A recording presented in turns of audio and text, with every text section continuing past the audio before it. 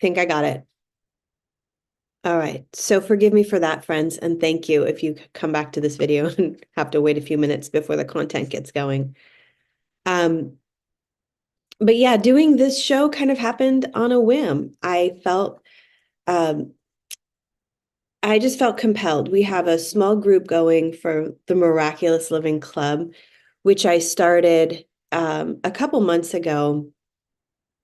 It's a place where I put together all of the content that I had done for Yoga Off the Mat. Some of you might recall that training curriculum with coaching tools. And there was also a trust project, which had the characteristics of God's teachers from A Course of Miracles. And in the group, which we meet weekly, this week we met on Saturday, and it's a small enough group where we can kind of schedule it. If someone can't be there, we can work around it. And on Saturday when we met, I felt so moved, like undeniably moved to get back into this conversation that we started having a few years ago on YouTube. And the crux of the conversation, the vantage point, the center point of the conversation that we were having in Miraculous Mondays had to do with trusting our relationship to the divine, trusting our insides, trusting that we were at choice in everything in our lives, that we were holding what the yogis called the sword of discrimination. And that sword of discrimination is that center point, that vertical between us and the divine. And what it represents is the capacity to discern between what is conditioned and what is true, what is false, what is true, what is conditioned behaviors from our ancestral lines, from our families of origin, from the world, from the construct, from everything that we've learned in schools, all of that. What is all of that sort of discrimination? And what is true from a universal perspective? What are universal principles? And in Miraculous Mondays, we always landed, and we will always continue to land in the field where only love is real. And that can be triggering for some people because, and for me too, a lot of the time, because what happens is it says that all of the other things over here, the pain, the suffering, competition, comparison, scarcity, all of those things are unreal. If only love is real, then what about all of that I experience in my day-to-day life? Where do I put that? How do I compartmentalize that? How do I move through those feelings? Because they feel very real. And so when someone comes online or we're at whatever, we read some new age book and it says, only light and love are real and all of that, it can seem like we are spiritually bypassing the difficult moments or the shadow work. And that's not at all what my intention is on this show. And in this container that we are starting to build again, in this sacred space where we are digging up a lot of the things that we could tag to the shadow. In my group and in my own life, we have difficulties in relationships, and those relationships mirror and bring forth the parts of us that feel neglect, the parts of us that feel betrayed or unheard, or used or victimized. And the point that I wanted to make for today is that we are at choice in how deeply we take those thoughts and feelings that get triggered in our relationships. And they can be even in just random relationships, like you're checking out or you're getting a coffee at the shop and the girl is rude and all of a sudden you're triggered, and your peace of mind is out the door and all of the work you've done to get centered is long gone. And it's like, how do we return back to that that field where only love is real. And those are the things that we go through. Those are the tools. Those are the mantras and the meditations and the practices that we do, is to shorten our time in those feelings. And it's not to avoid those feelings. It's to be able to hold that sort of discrimination and say, okay, I understand. I know that in this moment or in these few hours, I'm really spinning. I'm really not feeling the love of the divine. I'm feeling afraid. I'm feeling anxious. And when I say to myself, and when I say to you and to the clients that I have the privilege of working with, that you're at choice, there can be resistance to that. And so what I'd like us to do is to accept that we are in resistance mode to the discomfort, and let us instead look, observe the discomfort, and see what it has to share for us, because we have the choices to, we're the ones at choice. And I believe that choice is a gift from the divine based on our creative energy. So we were created by this loving energy. And because it is an extension, and we are an extension of that loving energy, we, by default and by definition, because we were created, we create.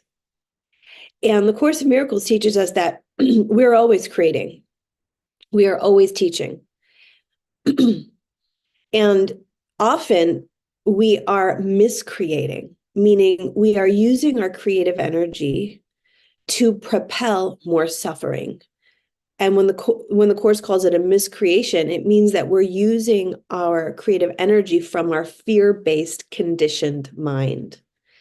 And we are at choice, again, as to how long we want to do that, especially when we start to see the effects of those creations. So, for example, if I am spinning and contemplating and in regret, or I've made a mistake and I'm ruminating on the ways that I should have seen it or could have fixed it and all of those things, I am using my creative energy to miscreate suffering. So I am holding myself down into the mistake. And the Course teaches us that, okay, let's say you did make a mistake, which is part of being human, right? There was no guidebook into how to manage relationships. That's why the whole self-help section in bookstores is so full. It's because all of us are trying to sort out how we move through these patterns that we find ourselves in. And the yogis call it, the wheel of suffering, the wheel of samsara. It's like if you're in this loop, like how do you create moksha in yoga, the freedom? How do I break free from that? And the Course is saying, okay, you see that there's a mistake here. The only thing that a mistake necessitates is a correction. And the correction is a choice that we make. And we ask for support from the divine. Oftentimes, the Holy Spirit will speak to us through a friend, through a video, through a circumstance, or one of those synchronicities that occurs. And it's so undeniably coming from something bigger than ourselves. And so when we are in those places, my invitation for us this week is to realize that we can choose to make the correction. And the correction is moving from my conditioned thinking of not good enough, unlovable, this is bad, anxiety, suffering, self-judgment, self-doubt, blaming others, guilt. All of those are in the compartment. Those are the fear and all of fear's cousins. So as a spiritual sojourner, I stand in the center, holding that sort of discrimination. And I can say, wow, I'm really humaning right now. I'm really over here spinning. And what is it going to take for me to move back into this place of only love is real, where I see what is occurring. I see my part in it.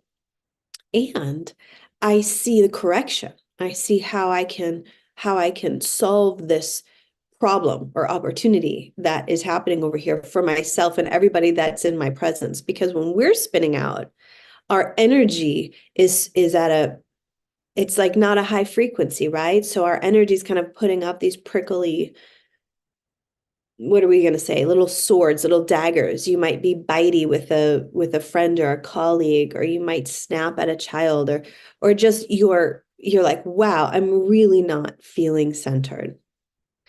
And the Course of Miracles teaches us that heaven is a decision that we must make.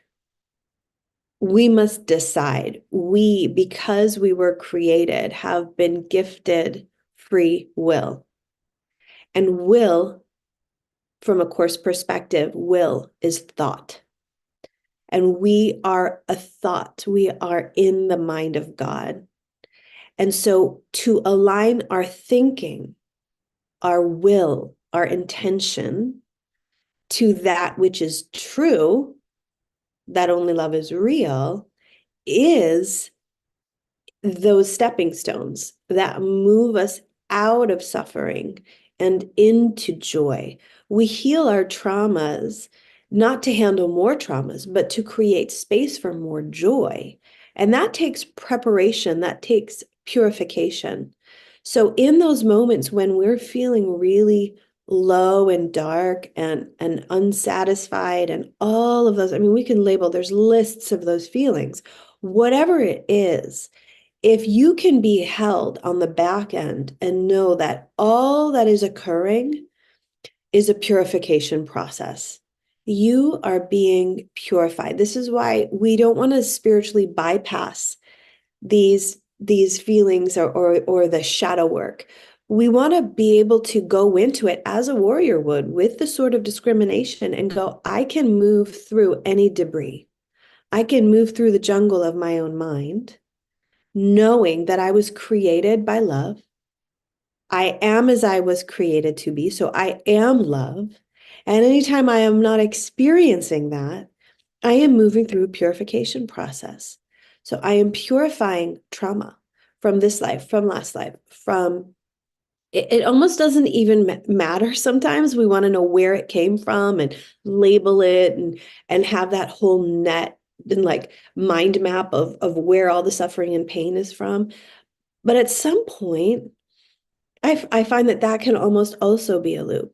Like it doesn't even matter where it came from, even for a moment, if you could consider that. It doesn't matter if it came from your mom, your dad, or your grandmother, blah, blah, blah, or the world, or the, war over there, or whatever it is that triggered you.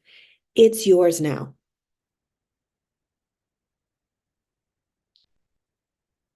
It's yours now. And it's yours because the divine trusts you as your own authority, co-created with spirit, that you can purify this, not only for yourself, but for the field around you.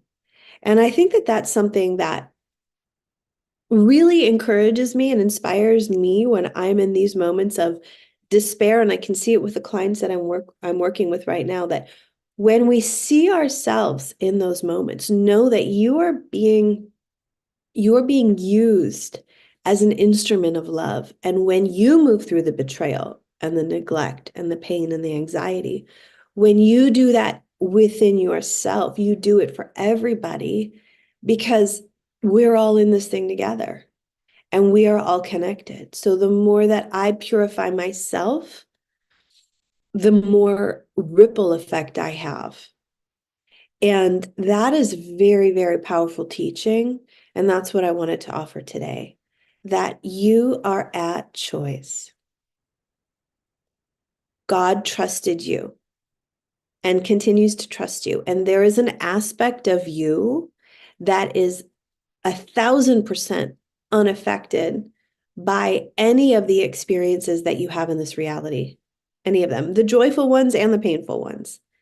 You are, as they say in the Bible, at the right hand of the Father. You are there.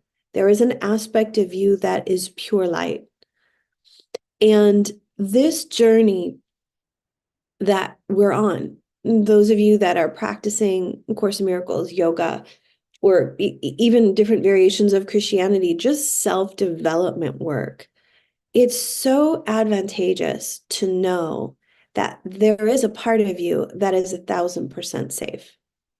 And in that safety is your defenselessness. You do not need to defend your point of view. You do not need to defend your victimization. You do not need to identify as the one who was victimized. Even though at times you will feel those feelings, that is the purification that you do on this level for all of the ones. And it's a journey back home. So it's like every time we come back to this plane of existence, we are here to purify another layer of our disbelief, of our miscreations.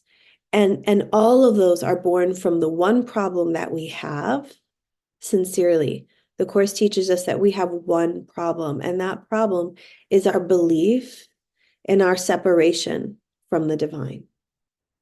So your choice, the choice that you're always making, is to do with self-identification. Who am I?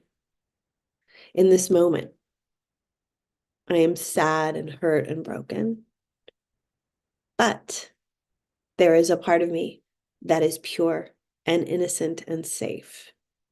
And I get to choose what I experience. I hold that sort of discrimination, and I can move from suffering to joy when I make a mistake or when I'm feeling in pain, by choosing to see myself as the innocent one, safe in a purification process. And it's like being in the dryer, right? After a while, you're dry, but it takes some tumbling. So that's what I wanted to say. Let me check in and see if anyone's popped in here. It's been a minute. Oh, wow. There are some new and old friends in here. Holarchy, does that mean it's you? Amber, the remembrancer, is that you? Wouldn't that be a joy? I owe you a message, and I think about you often. Often, often, often. So, all the love to you guys today. I just really wanted to put that out today, that we're a choice and we can do hard things. I know there's somebody in the mainstream that's famous for that line. Her name is passing me through, but anyway, I'm sure it's been around a lot longer than her, but we can do hard things because we are coded. We are embedded with this divine creative energy. And to the extent that we identify as that, we can move through any hardship. Okay. How'd we do? A good 20 minutes. Aloha. Phil is here too. Namaste, Ingrid and Gabby. Wonderful to see some of you guys in here. Yeah. I feel like in a way I've been like a yogi in a cave. I think that so much of my own practice and my own journey has been, I did so much of that spiritual bypassing. And even though I'm still subscribed 1,000% to only love is real, I think that I missed a lot of my purification process. And I can see a lot of us, we do that. I think as humans, we want to avoid pain. It's natural for us, because we came from a place where there is no pain, where there is equality 1,000%, where there is no scarcity, where there's total abundance. And we find ourselves the Course says we're like aliens here. Like we don't belong here. We're from this place where, there's hummingbirds and flowers and it's all good all the time. And so there is this deep desire within us to stay in that vibration. But I think what I've learned in these last few years of really being inward and kind of hunkering down into my own practice and stepping back from teaching is that we must move through the hard things.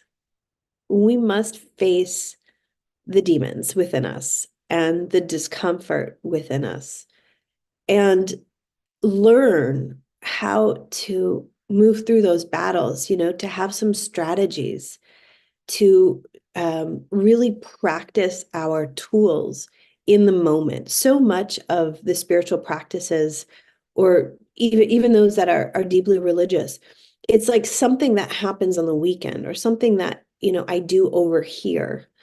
But in this context, in this community, and this platform, I think the ones that are coming through and that will continue to come through are the ones that really want to practice these ideas and these thoughts. Like heaven is a decision I must make. That's interesting. I am entitled to miracles. That's interesting. When I first started studying the Course in Miracles, it was really hard for me because I was so deeply programmed, and I still have some remnants of that have certainly come up in these last few years. I was so programmed to believe that suffering was the way to demonstrate service to the divine. That self-sacrifice, those were the ways that we showed God that we were in the program, that we were aligned. And so when the Course was talking about how God's will, God's thought, God's intention for me and for you, because if it's true for me, it's true for you. If you want it to be, again, you're at choice, is perfect happiness. That's a big shift. That's so different. That's 180 degrees away from the programming that I am operating within.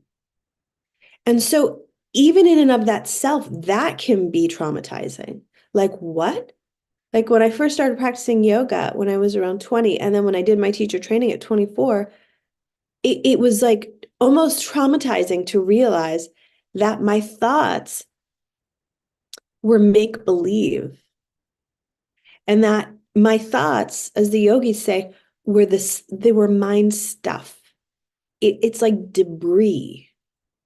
Whereas I was conditioned, I had a higher education, I was super smart, I could write papers, I could give presentations, I could teach great yoga classes, like I really prided myself on my mental energy. And it's not to say that we can't still do that. It's just to be aware where are these programs coming from? Isn't that interesting? Aware and where.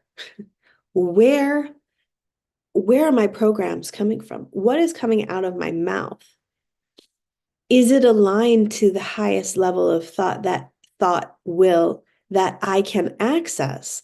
And can I access those places if I don't purify my mental plane from the stuff, from the debris that is not true? And so when we say only love is real, if I say to you that your trauma is false, what I mean by that is that it cannot stand the test of time. It's not on God's compass that you be a suffering minion in this reality. It's on God's compass, and if it is God's intention, that it must be that your perfect happiness is assured, and that you're at choice as to when you access that happiness, that you can access that in any given moment. And all that it takes is correcting the direction in which your mind is spinning. And so these practices, yoga, the definition truly of yoga is the stopping of the way the mind is turning. It's restraining the modifications of the mind stuff. It's not identifying myself as the mental turnings. It's identifying myself as the one observing the observer. It's identifying myself in my innocence and my defenselessness. And that is what takes training and practice. And we put those thoughts and ideas to the test in those moments when we feel ourselves running through our programs, just the ones that we've been given. And at some point, anyone on the spiritual journey starts to observe and look at all the programs and sort through it.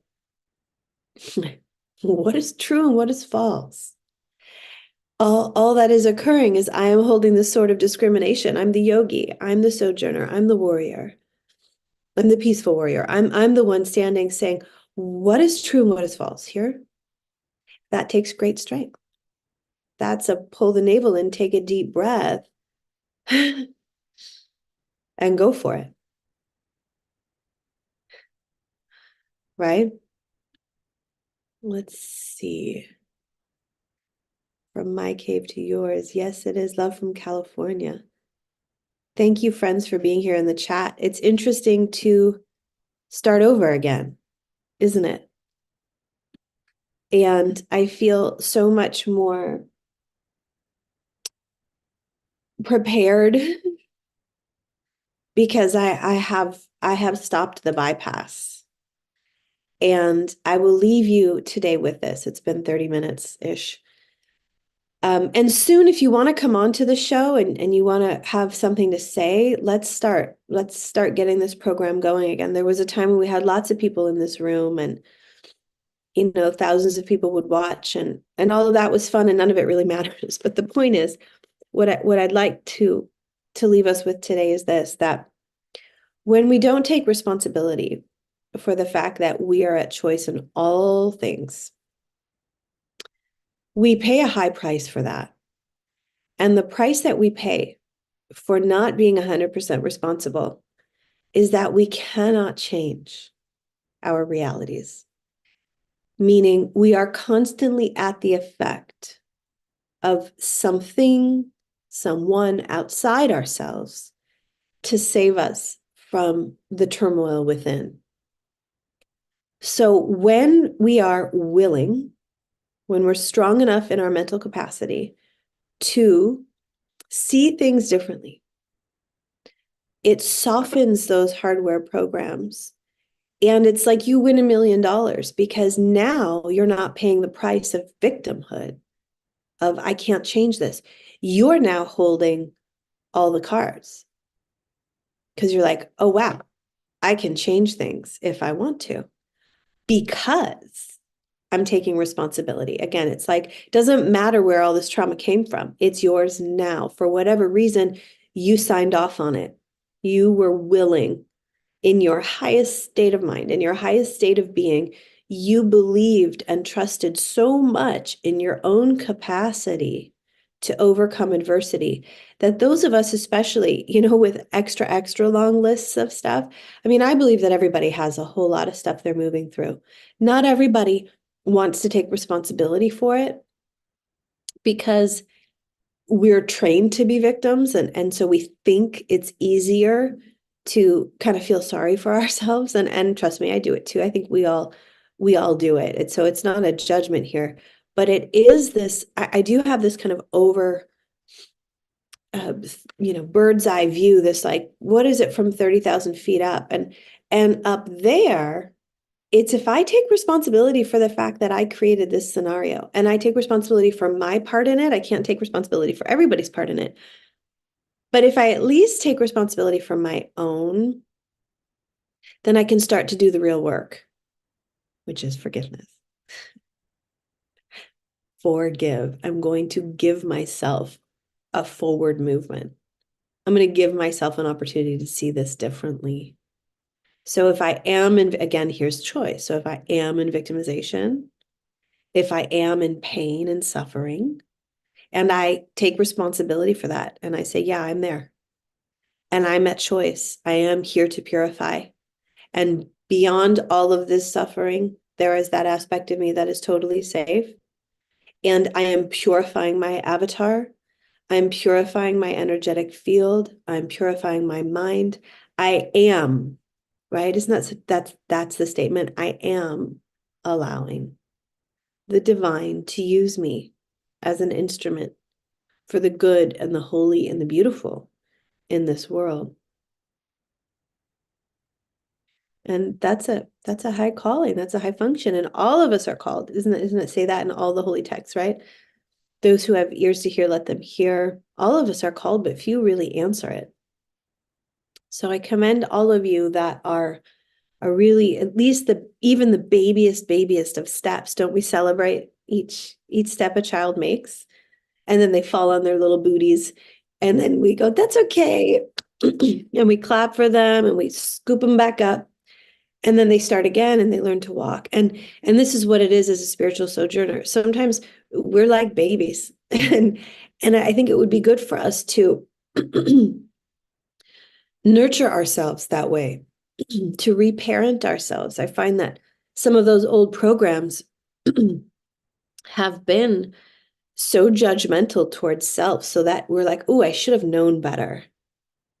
So it's like a double whammy. We double poke ourselves. We're down and then we're like judging ourselves for being down. It's like, no. It's like, oh, oops, oopsie daisies. And then a baby might cry because he's disappointed and he moves through. And then it's amazing because if you really observe babies and children, they have such a gift. It's like this amnesia where they forget and they move on. If any of you guys watched Ted Lasso, that was a fun series. And he says, be a goldfish. A goldfish has a 10-second memory. It's like it forgets its mistake, it moves on. And that's a decision too, We keep ourselves in that rumination, or we get back up, we celebrate the fall, we made it again, and we move on. Let's see what's in the chat. From my cave to Moors. I am. All right. Well, if anyone has a comment or a question, you can post it in the chat or in the comments here on YouTube. And we're going to get started. I'm going to do my best to get here every week, Mondays at noon, and to start again. It's just like get back up, right? We fell, some of us, and that's part of this journey, I think, is learning how to get back up, learning how to walk again, learning how to choose the divine and use your gifts and talents to initiate that positive vibration out into our reality. We're so powerful. We're so powerful. All right, friends, thank you very much for being here. Lots of love. I look forward to hearing from you. Please comment or email or share. And if you want more info on the Miraculous Living Club, please let me know. It's been really fun to go deep. In these conversations, we talk about really the what we're up to and the why, but the how happens when we get into the work, when we're not on a public platform. And we can really hold the space for people to bring forward, okay, there's this. And then we can decode it together and recode it. And there's a lot of tools and a lot of practices that we can offer. But yeah, this is kind of the what and the why. Why would we even want to stop the way the mind turns or to use our power of choice? Why do we want to make a change? And that's because we want more joy, right? We want more love in our lives. We want more peace, equanimity of mind. We know that we are manifesting our reality. So when we're in suffering, we go, well, why am I creating this, Spirit? Like, what is this about? And so that's the what we're doing. And the why is because we want more peace and love and joy and abundance and goodness. And always, and not only in abundance is yes in money, but also in the abundance of love in our relationships and healthy communication, in feeling safe, seen and honored, and feeling like we're doing our divine work in this reality. So many of us, including myself, wait until it's perfect. Wait until we have all of the puzzle pieces in place, when we in and of ourselves are a work in progress. So we can show up as best as we can right now. And I acknowledge you for showing up. All right, friends, all the love. Let's see if I can figure out how to sign off on this thing. And yeah, thank you. Glad to be back. Glad to be back. And it's just the perfect amount of people in here right now. It's like such high level beings right now. Amber and Ingrid and Phil. Thank you. So yes, Gabby, let's keep the party going. See you next